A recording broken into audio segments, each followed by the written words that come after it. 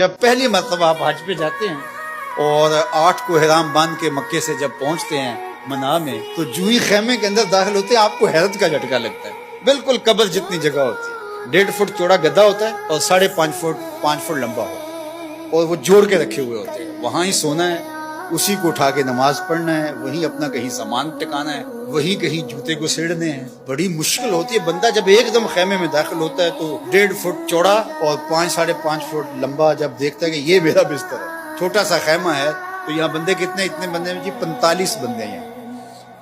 اور وہاں تو پھر جب کروٹ بھی بدلتے ہیں تو دوسرے کے اوپر گرتے ہیں، پاؤں دوسرے کے سر پہ ہوتے ہیں اور ادھر والے کے پاؤں آپ کے سر پہ ہوتے ہیں، اور وہاں آپ نے کتنے دن کاٹنے ہوتے ہیں، اور وہ کتنا مشکل ہوتا ہے۔ پھر واش روم میں جو لائن لگی ہوتی ہے تو وہ کتنا مشکل مرحلہ ہوتا ہے، لیکن اس کے باوجود تکلیف سارے کاٹتے ہیں، لیکن جنگ و جدل نہیں ہوتا، اس لیے